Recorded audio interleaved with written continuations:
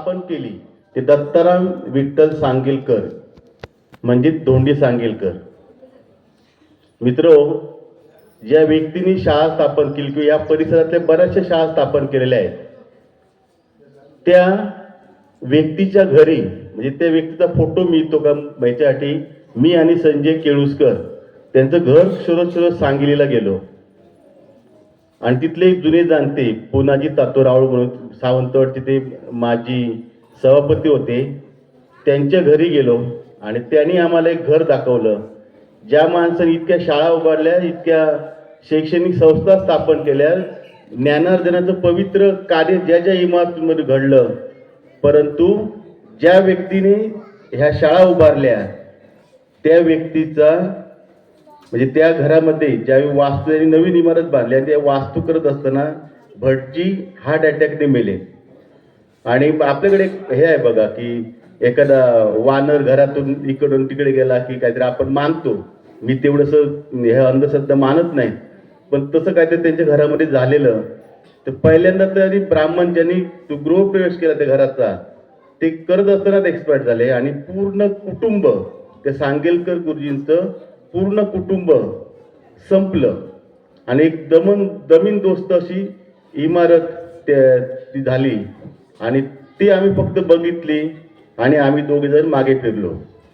कारण शताब्दीचा कार्यक्रम माननीय आबासाहेब पाटील यांच्या अध्यक्षतेखाली इथं पार पडला. म्हणजे ते त्या कमिटीचे अध्यक्ष होते आणि मला हे भाग्य लाभलं की मी या शाळेचा शताब्दी महोत्सव बघितला आणि आज मी शतकोत्तर रौप्य महोत्सव बघत आहे.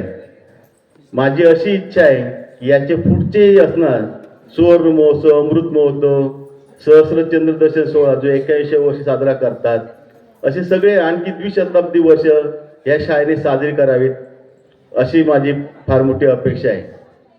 बरेच किस्से, बरेच विनोद आहे. आता ही इथं बघितली सगळी मुलं होती बक्षीस घेणारी, त्यांचे पालक हे माझे विद्यार्थी आहेत.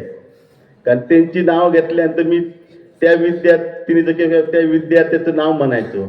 तो निळकंठ मनोहर वराडकर त्याचा मुलगा आला. या निळकंठाने भाऊने कधी निळकंठ कौल अनुसार कधी दिला नाही, निळकंठ म्हणजे सगळा पत्ता कट. आणि फार मोठी एकदा गंमत झाली ती गवस सरांनी ती अनुभवली.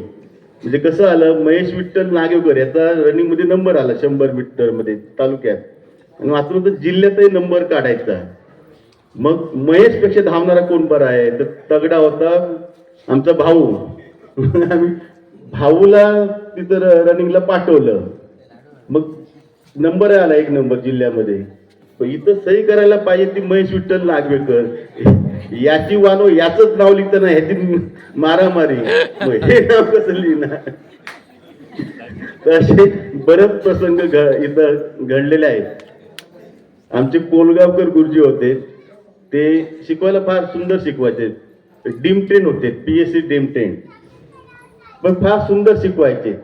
ते एकदा वाहतुकीची साधनं पाठ शिकवत होते आणि शिकवत होते सगळी त्यांनी वाहनं शिकवलेत, म्हणजे कारबीर सगळे शिकवलेत आणि स्कूटरवर आलेत. आणि मग त्यांनी घेर टाकला आणि मुलातून गरा फिरले 2-3दा आणि डायरेक्ट बाहेर आले. जी जुनी इमारत दिसते ना आपल्या पत्रिकेत, बाहेर आलेत. बाहेर आल्यानंतर इथं तुळसकर गुरुजी उभे होते, त्यांच्या पुढे ते उभे राहिले. तुळसकर गुरुजी वर बघितलं, काय पेट्रोल संपलं. निमूटपणे वळले, पुन्हा वर्गात गेले, पुन्हा बाहेर आले नाही. असे अनेक अनुभव आम्ही इथं अनुभवलेले आहेत. त्यामुळे या शाळेची मला तामणकर सर त्याशी म्हणाले की सर या कार्यक्रमाला या, तर म्हटलं कालीबंदर मधल्या कार्यक्रमाला मला निमंत्रणच पाहिजे आणि मग मी येणार असं काय नसतं. मला समजलं तरी मी त्या कार्यक्रमाला हजर असणार. त्यामुळे आज हा आपल्याला कार्यक्रम इथं पाहायला मिळत आहे. फार देखणं असं कार्यक्रम केला. याच्यापेक्षा आपण शताब्दी महोत्सव सुद्धा आभारी फार मोठं नियोजन केलेलं होतं आणि एक संयुक्त सभा होती आणि असं एक वादळ उठलेलं की मुंबईकर मंडळी आणि इकडची मंडळी संयुक्त सभा होती आणि कोण कोण म्हणाले की फार मोठी हे होणार, वादळ होणार. वादळाची काय तशी हे नव्हती, चिन्ह नव्हती, पण लोक म्हणाले काहीतरी वादळी होणार. आबांना मी म्हटलं, आबा म्हटलं लोक म्हणतायत गरमागरम जरा चर्चा होणार आहे सभेमध्ये. आबा म्हणलं असं ठीक आहे बघूया.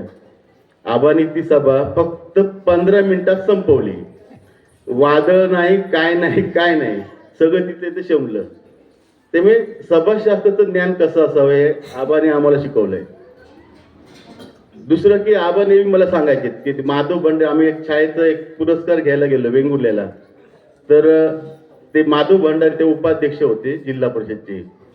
ते म्हणाले की स्कॉलरशिपच्या मुलांना परीक्षेला बसवलं पाहिजे, जास्त रिझल्ट लावला पाहिजे. मग आबा मला म्हणाले, घाडी सर हे आव्हान तुम्ही पेलाल, पण आबा मला इथं नाही जमलं, पण मी तुम्हाला सांगतो मी ज्या ज्या शाळेमध्ये गेलो त्या शाळेमध्ये मी 38 पैकी 35 मुलं बसून 35च्या 35 पास केली.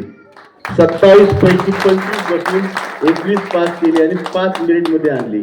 आतापर्यंत माझे जवळजवळ 35 ते 40 विद्यार्थी हे मेरिटमध्ये म्हणजे शिष्यवृत्ती धारक आहेत. बरेचसे चांगल्या चांगल्या पोस्टवर आहेत. ही खरं तर विद्यार्थ्यांची मेहनत असते, शिक्षकांची त्याचं मी काय. आपल्यासुद्धा फार गुणवत्ता मुलं होती. ती गीता पालव आहे, आमचा तिथं संदेश बसलेला मगाशी, हा महेश सुद्धा, अशी कितीतरी नाव आहेत जे खरंच हुशार आहे. गुंजनची तर फारच बुद्धिमत्ता चांगली होती. एकदा त्याला मी असा पेटलेला माहिती आहे म्हणजे ते मी मध्ये मध्ये कधी कधी करायचो. म्हणजे असं म्हणजे अशा कार्यक्रमात जे एखादं मूल बोललं ना, मी त्याला सांगून ठेवतो, बोललास नंतर भेटायचं मला तिकडे. आणि तू तिकडे भेटला ना, असे 2 धक्के लावायचो. कार्यक्रम मध्ये नाही, तिकडे बाजूला नेऊन काय ते